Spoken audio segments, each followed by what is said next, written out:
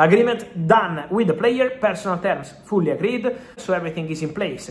On a player side, and now club to club with the ownership in direct conversations. A meeting took place in New York before the World Cup final, and now working hard to close the deal as soon as possible. Could be already any moment, because this could be the biggest update yet in terms of Manchester United finding that third midfielder. We've got big reports coming out. Have United got their man? It's all around Manu Kone. This has been a name that's been on Manchester United's radar for a while now. We've heard of talks going on. Everyone's reporting on this.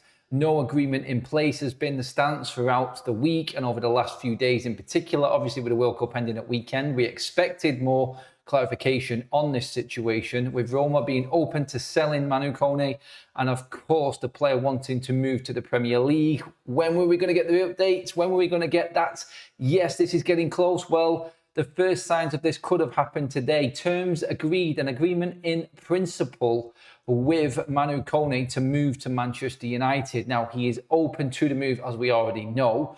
The only thing holding this up is obviously the agreement with Roma. Now, United have obviously gone to work on to the terms with the player, making the player obviously agree to this in principle, getting him on board with the deal, and obviously moving this forward now to a point where Italian reports today, Corriere dello Sport, and a couple of other outlets in Italy are saying that now Manchester United are about to drop £43 million on the table to Roma for the French midfielder. Now, of course, you start to think, with the way that obviously the midfield situation is around the transfer window right now, the prices are absolutely astronomical. How the hell could a French international who's just played the majority and a big part of a massive World Cup be cheaper than Andre Santos, who has had one season in the Premier League? And you would probably be right. But the situation with Roma is that they need to balance their books, obviously, with financial fair play.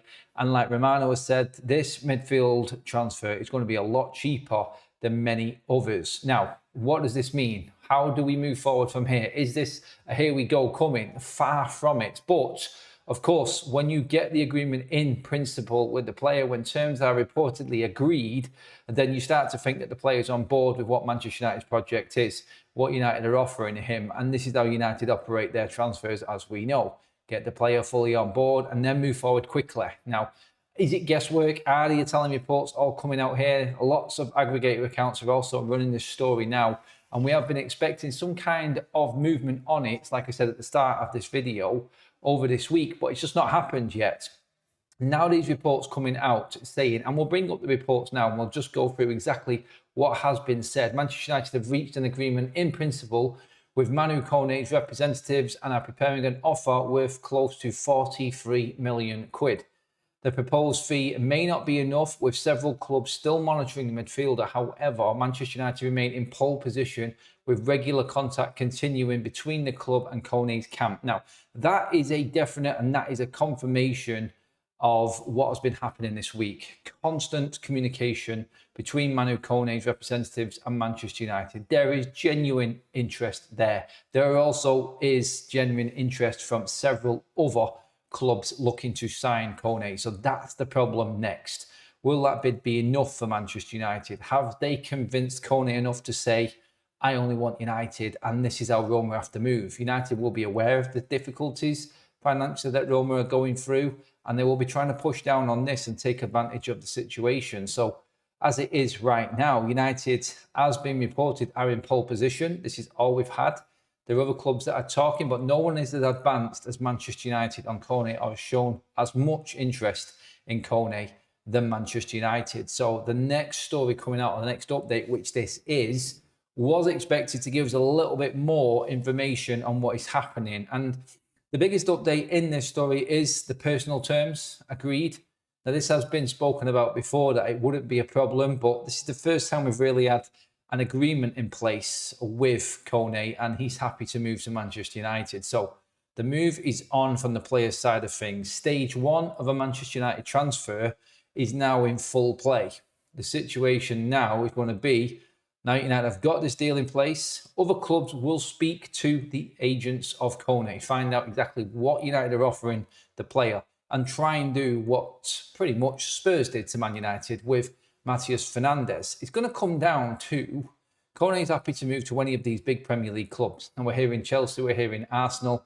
Obviously, both of them clubs are looking at other targets at the moment and are looking at other players. So are United moving quick on this target? Because Chelsea, Arsenal, other Premier League clubs are the only ones really that are coming in for him that are going to have enough money, are going to threaten Manchester United. So with them clubs obviously negotiating, you could say that Man United have dropped out of Alex Scott. Chelsea have obviously bid. Are they going to go any more? Chelsea have got a lot more money to spend because of what they have done historically in selling players as well. They're miles ahead of everybody else. And I've got massive revenues still there to spend from, obviously, the Club World Cup. So they could go bigger, but Manchester United could act quickly in the background. If Bournemouth don't sell Scott, could that have been a waste of time? Could that have been Man United chasing a blind alley and other targets go, like Kone? United making a decision quickly, not to go into a drawn-out saga and go and get a player that is obviously there for transfer, is available, Roma willing to sell, player willing to move, and this deal could happen quite quickly. I think this is probably the best way of looking at it in terms of what United's thinking is here, because there are other options there. There are other players like Baleba, like Scott, and you're looking obviously closer to home there as well. The likes of Adam Wharton could come into it. We've heard about Tyler Adams and Sander Berg. I think Kone is sort of the only player from overseas that has had serious interest from Manchester United, and they are ready to go. Camavinga was the one that might have obviously come in and changed the landscape with this transfer. But look, it could be that United get the agreement in place and are ready to move on the player, but then pivot to another player. They could go to the likes of Camavinga. Maybe they're pushing Real Madrid to make something happen with Camavinga. Maybe they're pushing other Premier League clubs to say, hang on a minute, if United sign this player, then we're not going to sell to United, and then we're going to be entering the last 2 years of the contracts of these players. If they don't sign a new deal, which they've got no intention of, and that's been made clear in the cases of Baleba and Scott, then they're going to be finishing next season with 1 year left. And the price all of a sudden starts to drop. That's the risk that these clubs are taking. Could United be moving for Kone, or showing that they're moving for Kone, to try and prompt another transfer in, use it as a smokescreen? Sounds strange me saying this, but normally I would be moving with this, but the way that this window is gone, this could all be a bluff from Manchester United, and there might be something else on the agenda. There could be another signing being prepared. I'm sure Romano will come out and give us his say on this very soon as well, and obviously put more clarity on it. He'll probably say that it still just talks with the players' representatives. But this is what this story is. It is agreement in principle, and this is what we're getting now. It's just getting more clarity and more confirmation that Kone is happy to move to United. Do United go in and chance that bid with Roma? Romano's probably not going to know. Well, not yet anyway. We'll see, because he's got the Italian connection there also. So let's just see how this develops from this point now. But confirmation again, Kone wants to go to Manchester United, is happy to go to Man United if you believe these reports. Or could this be one big bluff for Man United? They're trying to play the market here in a way. Anything is possible in this transfer window, and we've seen that already with United. Let me know what you think this is. Is it a bluff? Is it a smokescreen? Or are United finally honing in on their one midfield target for that third spot that they needed this window? Oh, I want to talk about Martinez. Right. I have heard some absolute nonsense about Lisandro Martinez over the last week. Right. I've seen people doing videos. I've been sent clips of that. I've seen tweets.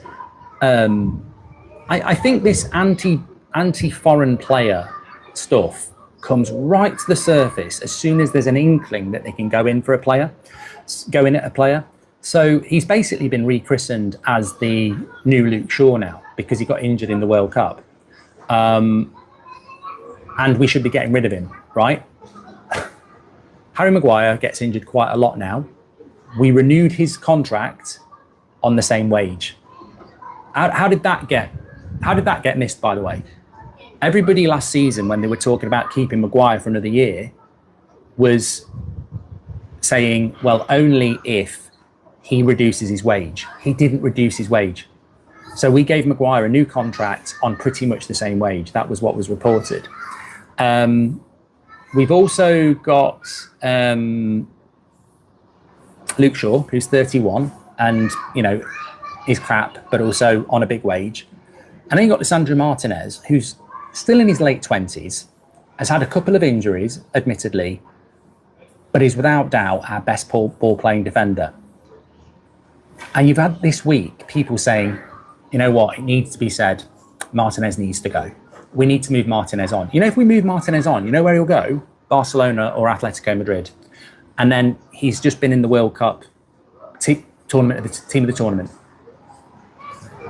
There is potential issues around injury that we need to get the bottom of. But if he goes somewhere else, they will get to the bottom of those issues. And he is on a different level to Luke Shaw and Harry Maguire currently when it comes to ability. And also he has something that you can't really buy in the modern game, and that is dedication, motivation, aggression. It is not the time to be removing Lisandro Martinez, but it is the time to be calling out these prats who are trying to christen him the new Luke Shaw. I would say to those people, is that because he doesn't have a British passport? Because it seems to me, with people like Bruno Fernandes, Anthony Martial, David De Gea, if there's an inch of a chance to go in on a foreign player, there's a very, very, very consistent few who do it every chance they get, and they create this noise. Last time I checked, we've just spent half an hour talking about how Man United might be miles off winning a Premier League title, and we're talking about selling one of our best players. You know, we're talking about selling one, and he's a problem in the dressing room. Why? I've never heard that Martinez is a problem in the dressing room. Never once have I heard anything bad about Martinez. In fact, quite the contrary. He's well liked in the dressing room, and most players say how important he is to the way that the team want to play as well. So I'm sort of baffled as to why there seems to be a bit of momentum at the moment around removing Lisandro Martinez from a Manchester United squad. We need to be holding on to talent, not removing it. Now, look, I will admit, I literally said, if he gets another injury, it's a problem. But, you know, you have the discussion. You have the discussion, don't you? Now, look, I may have said, if he gets another long-term injury, what are we going to do? This is not a long-term injury. This was a precautionary substitution because he felt a muscle. I think you bring him back and you look at him and you figure out what the problem is, but you don't cash in on a player, because if someone's willing to buy him, why are we selling him? You know, we need to be building with team players like this. I mean, are you telling me next season you want to go ahead with Harry Maguire in a back four over Lisandro Martinez? Are you telling me you want to buy a centre back? Well, you know, that might be a conversation. If you say to me, we're selling Lisandro Martinez and we're buying Schlotterbeck from Dortmund, hey, let's have the conversation. But before we do that, can you just tell me how the midfield's going this summer, which we've known about for 12 months? I mean, are you genuinely telling me, let's get rid of Lisandro Martinez to sign somebody else? Because I will laugh in your face and say, yeah, Casemiro's gone, we haven't replaced him yet. So if it's selling Martinez to buy somebody, you are playing a very dangerous game. You better have somebody already at the club. So, I mean, look, Sahaj says he'd get rid of him because of the Falkland stuff. Here we go, it's another flyby.